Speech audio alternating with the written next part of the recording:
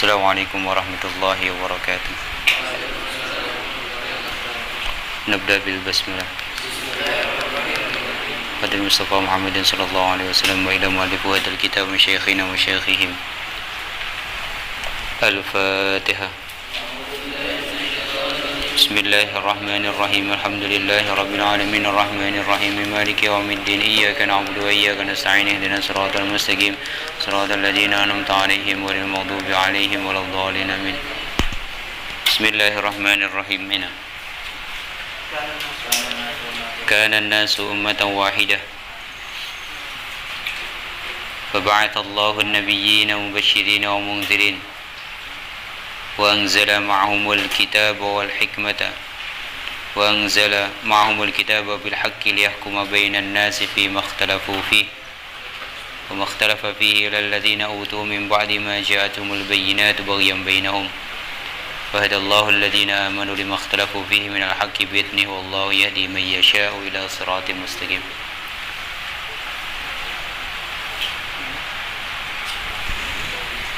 بسم الله الرحمن الرحيم. Kana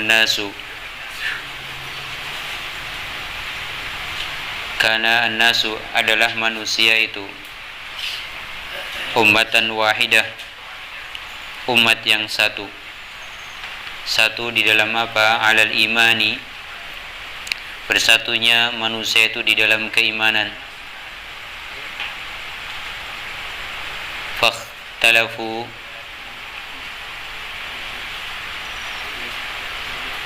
bian amana ba'dun wa kafara ba'dun. Fakhtalafu, dan mereka berselisih paham. Bian amana ba'dun, sehingga sebagian mereka tetap beriman, wa kafara ba'd, dan sebagian yang lain mereka kafir.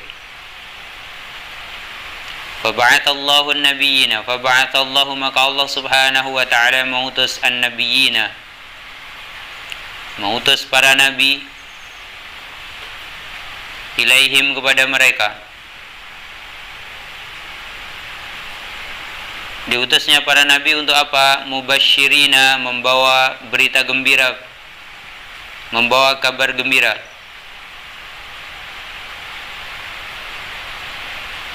Man amana, barang siapa yang beriman, bil jannati, maka akan masuk ke dalam surga. Munzirin wa munzirin, dan para nabi itu diutus untuk menyampaikan peringatan, membawa peringatan. Man kafara bin nar, orang-orang yang kafir maka akan masuk ke dalam neraka. Wa anzala ma'ahum, wa anzala, dan menurunkan sapa Allah ma'ahum, bersama dengan mereka, al-kitab, kitab.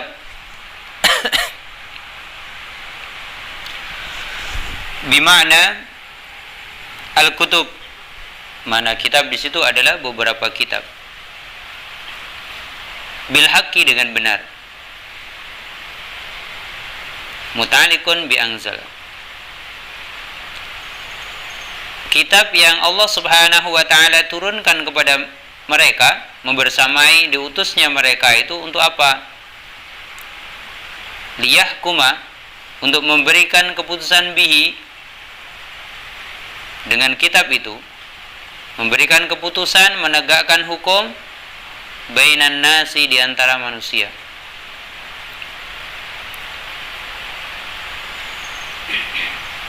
Tentang apa? Fi makhtalafu fi,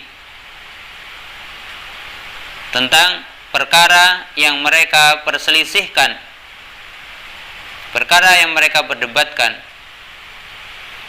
Minad dini, mengenai urusan-urusan agama. Wa makhtalafa fihi, dan tidaklah berselisih paham.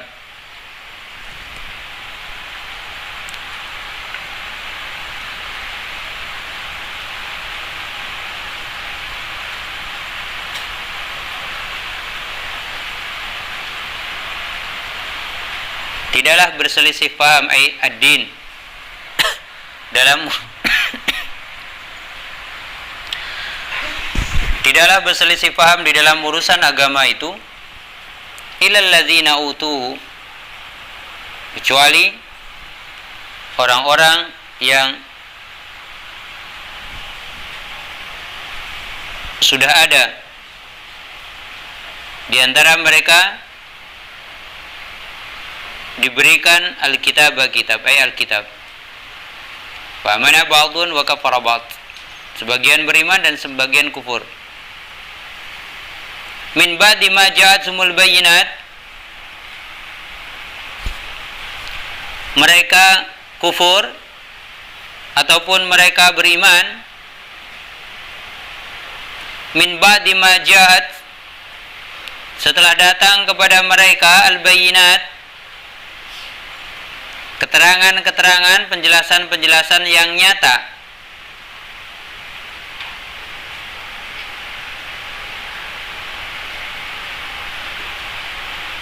Al-hujjah al-zahira 'ala tauhid, hujjah yang nyata, hujjah yang jelas yang membuktikan ketauhidan. Wa min muta'alliqun bi ikhtalafa. Wa hiya wa ma ba'daha mutaqaddimun 'ala istisna fil ma'na. Bagian. Kenapa mereka tidak percaya? Sebagian itu malah kufur, bagian minal kafirina. Karena kedengkian, bagian kedengkian minal kafirina dari orang-orang kafir. Bainahum, di antara mereka. Kemudian fahadallahu, Allah Subhanahu wa taala memberikan hidayah kepada siapa? Alladzina amanu. Allah memberikan petunjuk kepada orang-orang yang beriman. Lima ikhtalafu fihi, atas apa yang mereka perselisihkan. Minal haqqi, dari kebenaran. Jadi min di situ lil bayan, sebagai penjelasan. Artinya Allah Subhanahu wa taala memberikan penjelasan. Bi'idnihi, kebenaran dengan izin Allah Subhanahu wa taala, ai bi iradatihi, artinya atas kehendaknya. Kehendak siapa? Kehendak Allah Subhanahu wa taala. Wallahu, dan Allah yahdi, memberikan petunjuk, memberikan hidayah man kepada siapa saja. Yasha, yang disukai, yang diinginkan. Hidayatuhu, untuk diberikan hidayah. Berikan hidayah kepada apa? Ila siratin mustaqim, kepada jalan yang lurus. Jadi masukkan jalan yang lurus itu apa? Thariqul haqqi, yaitu jalan kebenaran.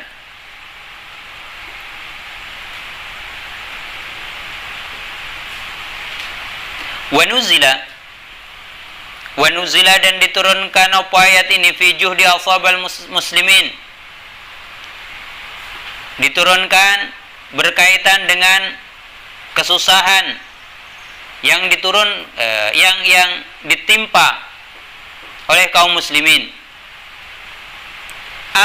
Bal, apakah? Kan itu. Apakah? Ahasibtum, apakah kalian mengira an tadkhulul jannata, kalian akan masuk surga?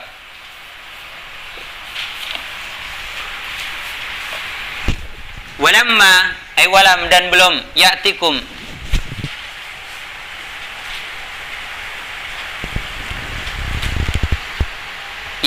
mathalun, artinya belum datang kepada kalian, mathalu, seumpama, seperti ma'ata, yang datang, alladzina, orang-orang terdahulu, khalau min qablikum, orang-orang sebelum kalian.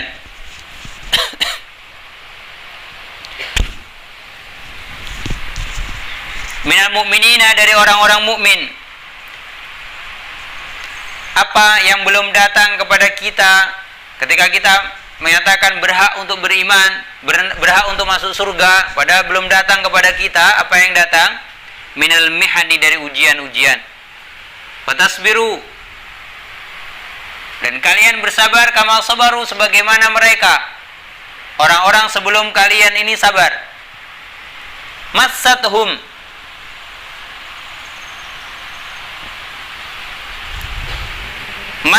mereka ditimpakan. Jumlah musta'nifah mubayyinah ma qabla. Al-ba'sa, mereka ditimpakan ba'sa, malapetaka. Syiddatul faqri, maksudnya kemiskinan yang sangat, kemiskinan yang memuncak. Wadh-dharra, dan juga kesengsaraan. Maksud dari kesengsaraan ini adalah al-marad, penyakit. Wazulzilu, dan mereka diguncang.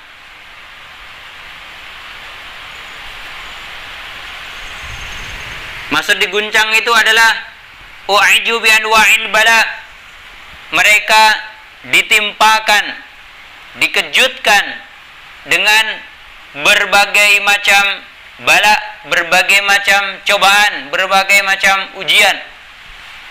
Hatta yaqula, sehingga mereka mengatakan,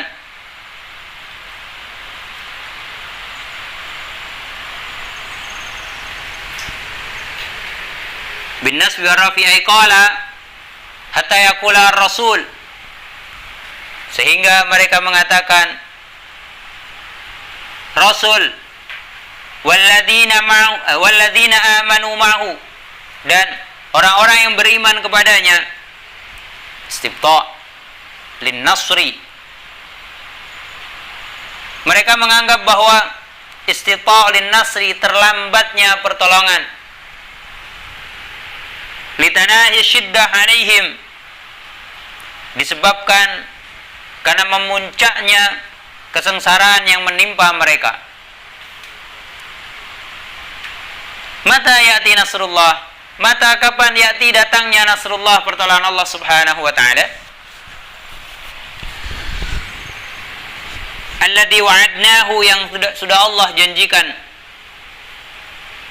Fajibu min kibarillah, maka Allah Subhanahu wa taala menjawab, ala, ingatlah, inna nasrallahi qarib, sesungguhnya datangnya pertolongan Allah Subhanahu wa taala itu sangat amat dekat. Ityanuhu, kedatangannya.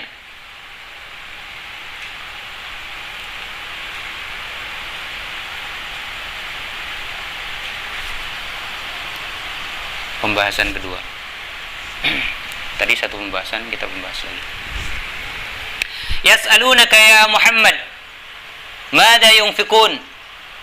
Yas'alunaka, mereka bertanya kepada engkau ya Muhammad, wahai Muhammad.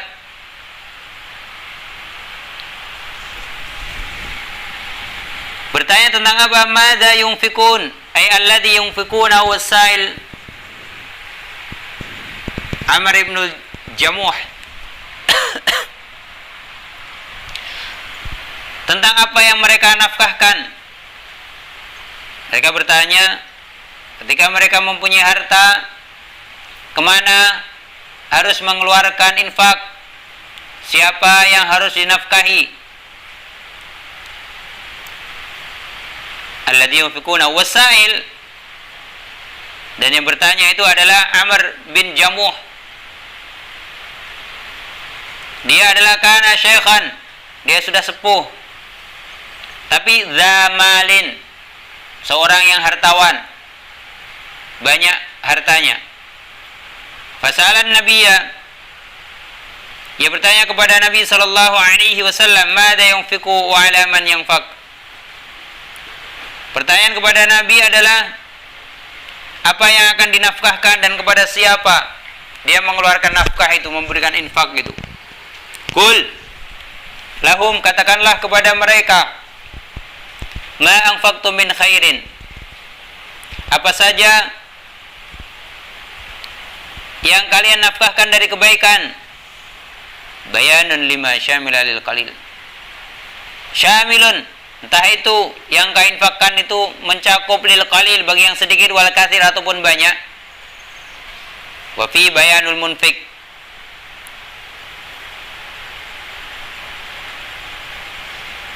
yang dinafkahkan, yang diinfakkan itu sedikit atau banyak.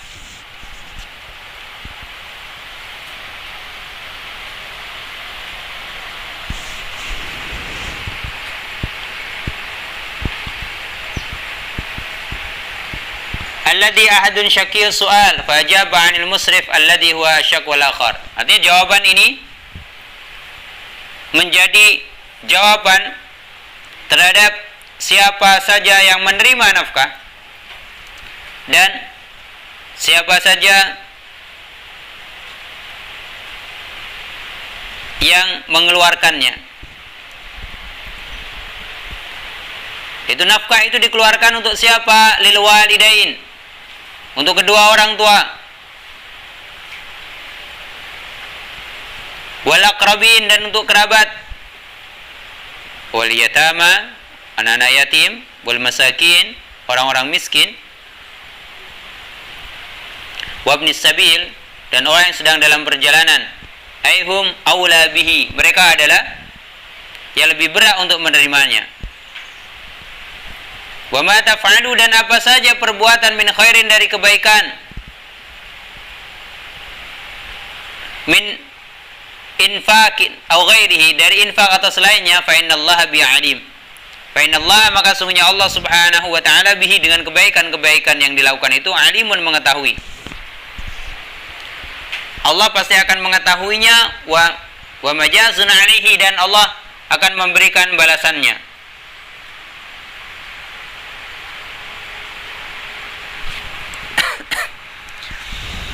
Bismillahirrahmanirrahim. Kana nasu ummatan wahidah. Dulu manusia ini adalah umat yang satu. Bani Adam, anak keturunan Adam, itu adalah orang-orang atau manusia yang beriman kepada Allah Subhanahu wa taala. Mereka satu di dalam keyakinan. Di dalam tafsir nanti dikatakan bahwa keyakinan mereka itu adalah Islam. Tidak ada perbedaannya di dalam ketaatan. Di dalam pun mendekatkan diri kepada Allah Subhanahu wa taala. Jadi tidak ada beda. Siapapun, semuanya adalah satu. Semua nabi-nabi menyeru kepada satu yang disembah, satu yang dimintain tolong, satu yang kemudian diserahkan segala macam urusannya akan itu. Tetapi ketika Allah Subhanahu wa taala menurunkan para nabi untuk memberikan penjelasan-penjelasan itu, dan bersama mereka adanya kitab-kitab samawi, ada sebagian daripada orang-orang Yahudi maupun Nasrani, mereka menemukan bukti-bukti yang jelas, bukti-bukti yang nyata di dalam kitab Taurat maupun Injil tentang kebenaran berita lahirnya Nabi akhir zaman, yaitu Nabi Muhammadin sallallahu alaihi wasallam. Nah, karena yang muncul di dalam diri mereka itu iri, dengki, sehingga mereka tidak beriman kepada apa yang sudah diturunkan melalui Alkitab itu tadi. Tapi bagi orang-orang yang beriman kepada Allah Subhanahu wa taala, maka mereka mampu membedakan mana kebenaran, mana kebatilan. Karena Allah Subhanahu wa taala memberikan hidayah. Allah Subhanahu wa taala memberikan taufik kepada mereka. Nah, di dalam penafsiran nanti akan kita temukan bahwa periode Nabi Adam sampai dengan Nabi Nuh ini jarak waktunya adalah 10 abad. 1 abad berapa tahun? Nah, berarti kalau 10 abad, ya kan itu. Jadi dari zamannya Nabi Adam sampai dengan Nabi Nuh itu jaraknya sebanyak itu, dan semuanya beriman kepada Allah Subhanahu wa taala dan tidak berselisih.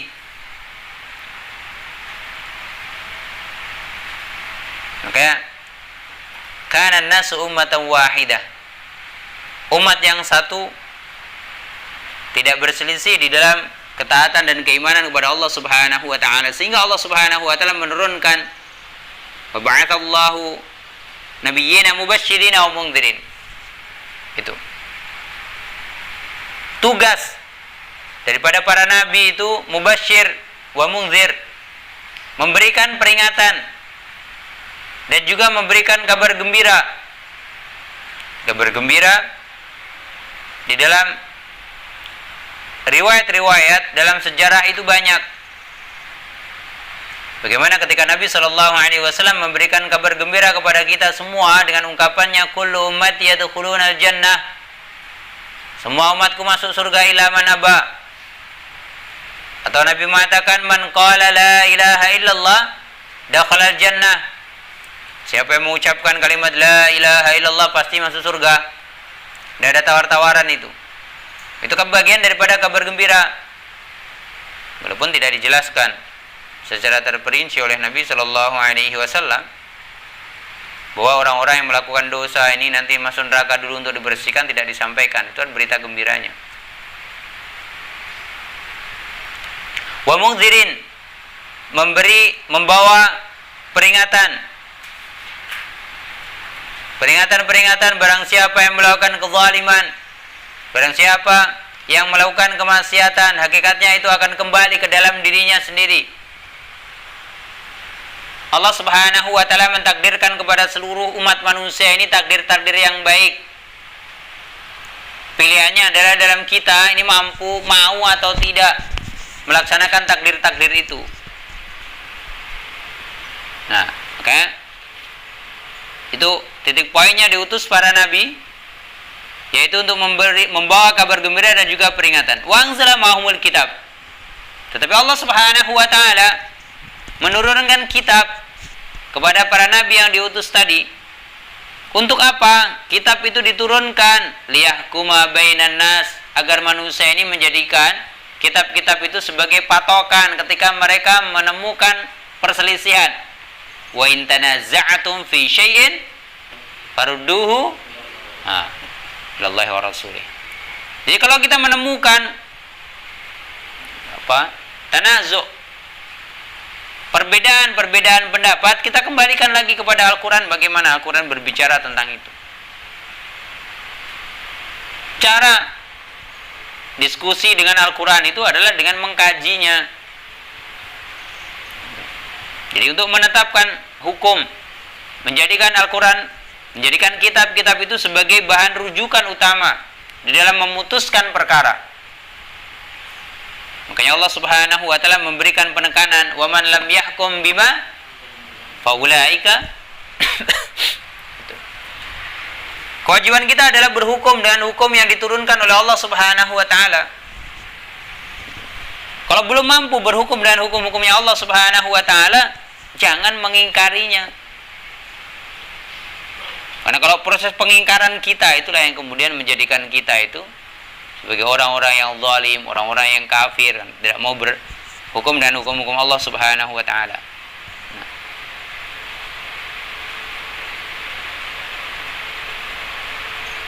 Wa makhtalafa fihi ilal ladzina utu min ba'di ma ja'atuhum bayyinat. Yang berselisih itu adalah orang-orang Yahudi, orang-orang Nasrani.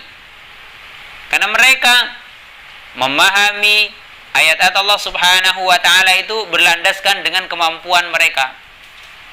Padahal di situ Allah Subhanahu wa taala sudah sangat jelas memberikan penjelasan-penjelasan tentang tauhid, tentang hukum-hukum syariat. Semuanya sudah dijelaskan oleh Allah Subhanahu wa taala kan itu. Ya, makanya dalam perjalanan kehidupan kita ini menjadi satu pengingat bagi kita. Ketika kita menyampaikan kebenaran, kita menyampaikan ayat-ayat Al-Quran, menyampaikan hukum-hukum Allah Subhanahu wa taala, walaupun isinya kebenaran, pasti akan kita temukan orang-orang yang menentang akan apa yang kita sampaikan itu. Maka tidak perlu kemudian kita merasa sedih, tidak perlu kemudian kita merasa down. Kewajiban kita adalah menyampaikan. Nah, kenapa ahli kitab itu tidak mau menerima? Karena baghyan bainahum. Ada dengki, ada penyakit hati kan itu. Mereka dengki, iri, dan selain itu karena ada keserakahan ingin menggapai kehidupan duniawi di dalam diri mereka. Padahal harusnya kitab-kitab yang Allah turunkan kepada mereka harusnya menjadi satu wasilah sebagai sarana untuk berjalan menuju keridhaan Allah Subhanahu wa taala kan itu. Makanya fahadallahu alladhina amanu lima ikhtalafu fihi minal haqq. Allah memberikan petunjuk kepada umatnya Nabi Muhammad sallallahu alaihi wasallam menuju kebenaran. Dijelaskan di dalam Al-Qur'an tentang perselisihan orang-orang dahulu. Nah, kalau kita membaca, kenapa Allah Subhanahu wa taala menampilkan sejarah umat-umat terdahulu agar itu menjadi satu pelajaran bagi kita. Kalau kita melakukan perkara yang sama dengan mereka, pasti kita akan dihancurkan oleh Allah Subhanahu wa taala. Maka harus dipahami, Al-Quran Allah Subhanahu wa taala turunkan kepada kita liyahkuma bainan nas, agar menjadi landasan hukum bagi kita. Hukum dalam konteks kehidupan kita bermasyarakat, kehidupan konteks diri kita. Maka Al-Quran itu sebagai landasan utamanya. Kalau tidak mampu menjadikan landasan utama itu, maka hidup kita akan semakin jauh dari Allah Subhanahu wa taala. Ya ayyuhan nasu qad ja'atkum mau'idatun min rabbikum wa hudan. Gimana? Itu adalah fungsi daripada diturunkannya Al-Quran kepada kita semua, sebagai mau'izah, sebagai nasihat-nasihat, sebagai obat daripada semua penyakit hati kita, dan juga sebagai rahmah, kasih sayang Allah Subhanahu wa taala kepada kita kan. Nah, wallahu yahdi man yasha'u ila shiratim mustaqim. Allah memberikan petunjuk kepada orang-orang yang dikehendaki oleh Allah Subhanahu wa taala, diberikan petunjuk untuk menuju jalan yang lurus. Artinya panggilan Allah Subhanahu wa taala ini mencakup seluruh manusia sebagai keadilannya Allah Subhanahu wa taala untuk penegakan hujjah.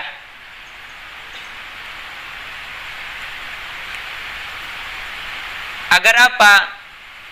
Agar mereka nanti, orang-orang yang kembali kepada Allah Subhanahu wa taala, tidak bisa berhujjah bahwa mereka tidak ada yang memberikan kabar gembira, mereka tidak ada yang memberikan peringatan. Nah, itu. Makanya Allah Subhanahu wa taala memberikan hidayah kepada yang dikehendaki oleh Allah Subhanahu wa taala dari hamba-hambanya. Inilah anugerah kebaikan dari Allah. Inilah bentuk keadilan dan kebijaksanaan Allah Subhanahu wa taala kepada kita. Nah. Am hasibtum an tadkhulul jannah. Sebagian orang yang beriman kepada Allah Subhanahu wa taala kemudian mengira bahwa mereka pasti akan dimasukkan ke dalam surganya Allah Subhanahu wa taala. Tapi perkiraan mereka dijawab oleh Allah Subhanahu wa taala, jangan merasa bahwa kita ini berhak untuk masuk surga. Jangan merasa kalian berhak untuk masuk surganya Allah Subhanahu wa taala sebelum kalian mendapatkan, melakukan, menjalani apa yang didapatkan, ada apa yang dijalani, apa yang diterima oleh umat-umat terdahulu. Al-ba'sa, mengalami kekurangan yang luar biasa di dalam kehidupannya. Kemiskinan, kebutuhan akan kehidupan yang sungguh luar biasa kan. Wadh-dharra, penyakit. Wazulzilu, tadi Allah tiba-tiba menurunkan banyak musibah, banyak bala. Itu sebagai bentuk ujian dari Allah Subhanahu wa taala. Atau bahasa modernnya, bentuk standarisasi ketika kita menginginkan untuk menjadi ahli surga dari Allah Subhanahu wa taala. Standarisasi ulama-ulama terdahulu, orang-orang terdahulu seperti itu. Mengalami hal-hal itu.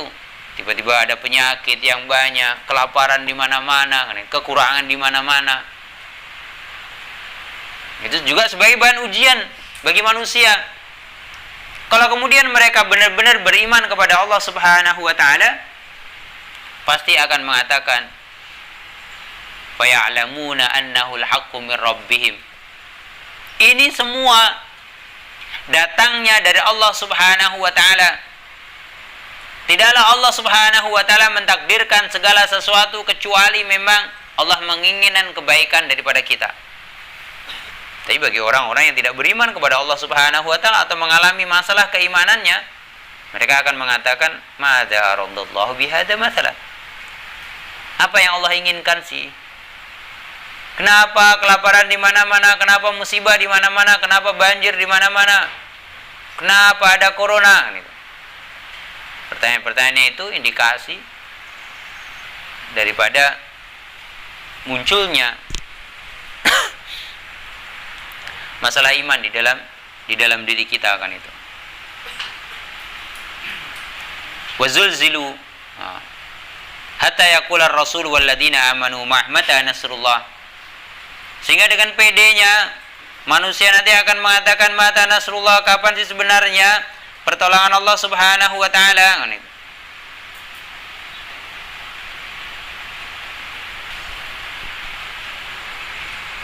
Makanya Allah Subhanahu wa taala menjawab, ala inna nasrallahi qarib. Sesungguhnya pertolongan Allah Subhanahu wa taala itu sangat dekat. Dekatnya pertolongan Allah Subhanahu wa taala ke dalam kehidupan kita. Nah,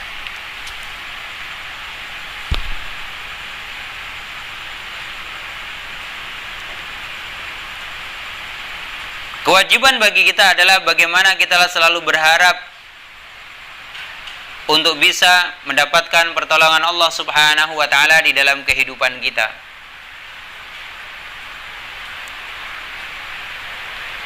Kalau di surat Muhammad itu, ya ayyuhalladzina amanu in tansurullaha yansurkum wa yusabbit aqdamakum. Jadi perintah dari Allah Subhanahu wa taala agar pertolongan Allah Subhanahu wa taala itu turun kepada kita adalah bagaimana kita melakukan perintah-perintahnya dengan maksimal, menjauhi larangan-larangannya kan itu. Menjauhi larangannya ini dengan dilandaskan keimanan dan juga dilandaskan dengan keikhlasan kepada Allah Subhanahu wa taala.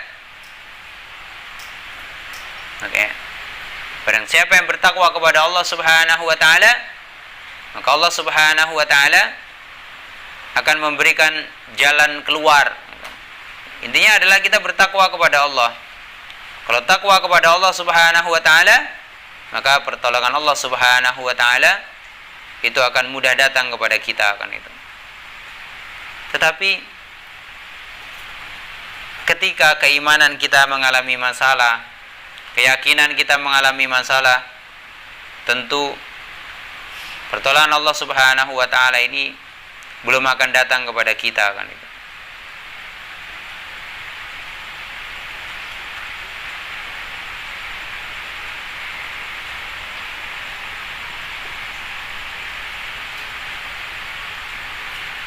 Kita bangun sisi keimanan, kita perkuat sisi ketakwaan kita kepada Allah Subhanahu wa taala agar pertolongan Allah Subhanahu wa taala itu datang kepada kita. Jangan sampai kemudian kita selalu merasa sedih, selalu merasa terpuruk, merasa tidak disayang oleh Allah Subhanahu wa taala dengan banyaknya ujian itu. Banyaknya ujian yang ada dalam kehidupan kita itu bentuk sayangnya Allah Subhanahu wa taala. Nah, cara yang lain agar pertolongan Allah Subhanahu wa taala itu datang kepada kita adalah bagaimana kita memberikan kontribusi terbaik di dalam dakwah ini, di dalam Islam ini. Kontribusi apa yang sudah kita berikan untuk Allah? Allah Maha melihat dari apa yang dilakukan oleh hambanya kan itu.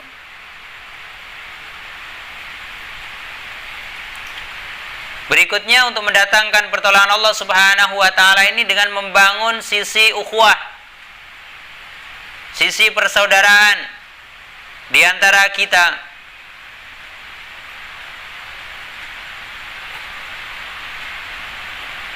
Jangan sampai kita sesama muslim ini saling gontok-gontokan. Jangan sampai kemudian kita saling menghina, saling mencaci. Kalau kemudian kita bersatu di dalam keimanan, di dalam ketakwaan kepada Allah Subhanahu wa taala, berarti Allah Subhanahu wa taala akan mudah memberikan kita.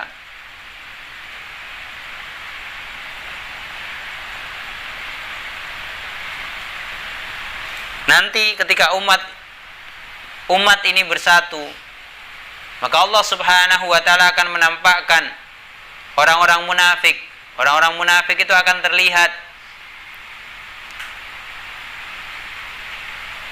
Dan juga Allah Subhanahu wa taala pasti akan menampakkan siapa saja yang berkhianat kepada Allah Subhanahu wa taala kan itu.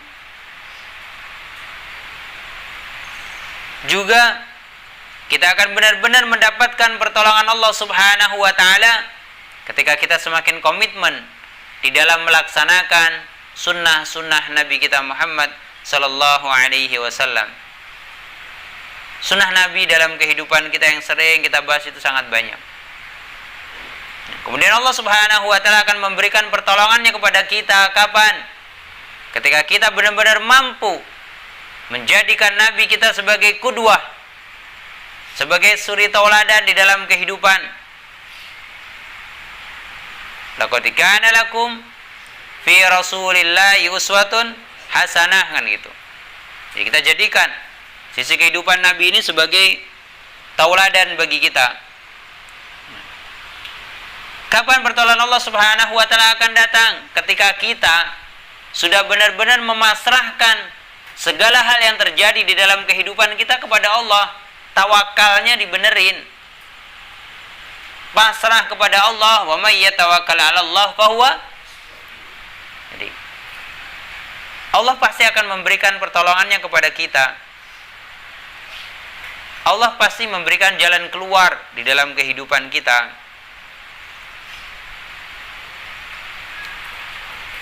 Allah akan memberikan pertolongannya ketika kita tetap komitmen di dalam kebenaran.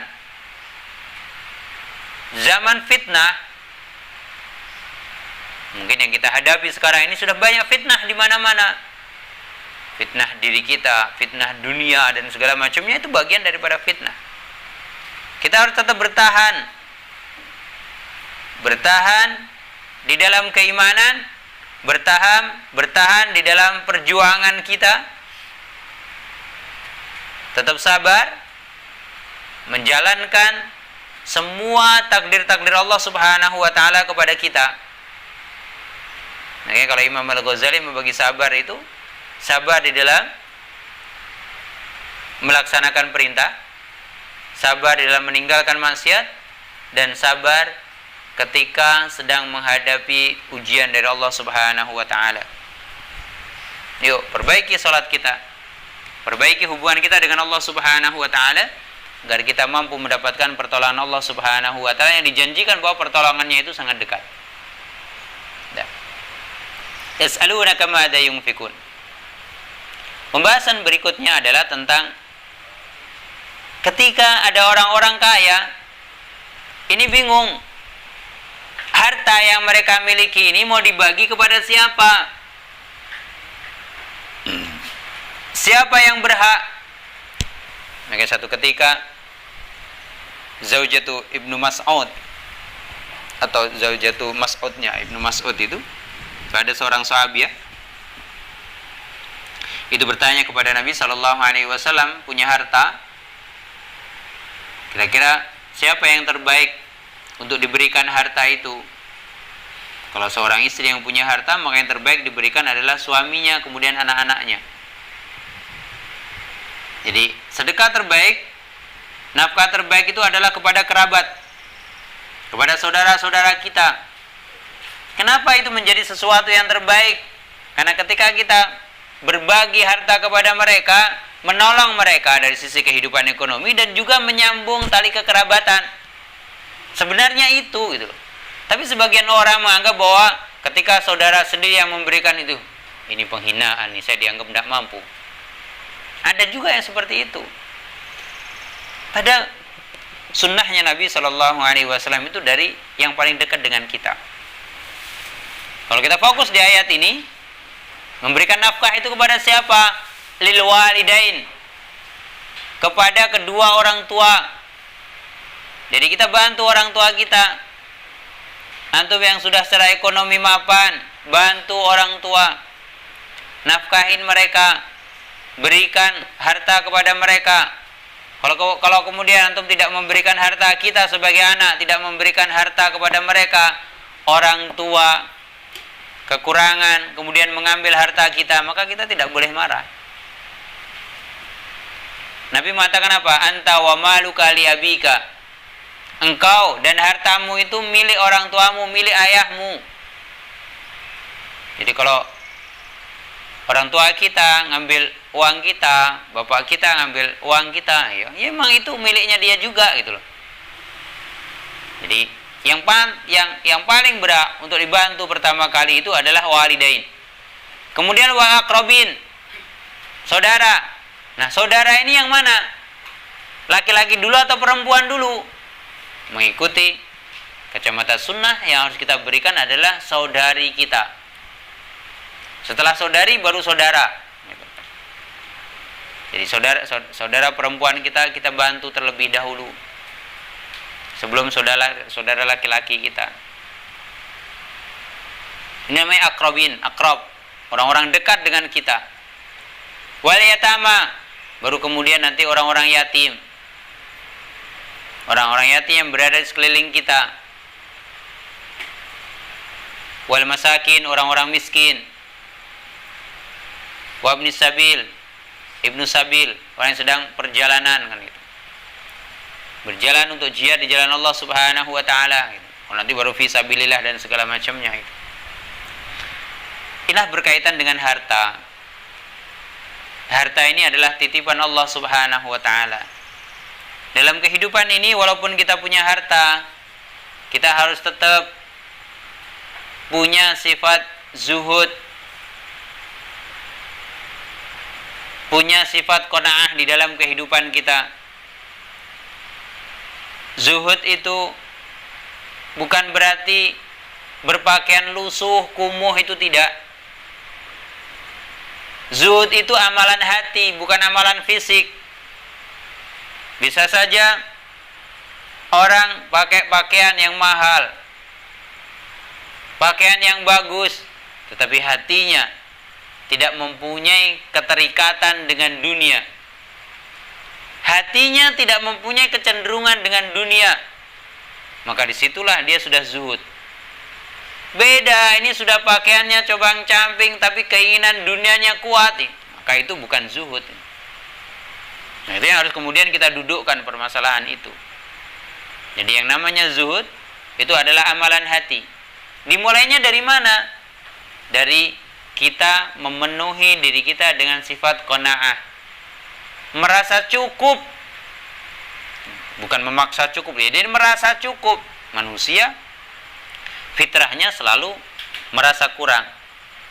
Tapi ketika kita mau merasa cukup ini, atas semua yang Allah Subhanahu wa taala berikan, atas semua yang Allah Subhanahu wa taala takdirkan kepada kita, anugerahkan kepada kita, maka disitulah kita menjadi orang-orang yang zuhud, orang-orang yang qanaah, kan itu.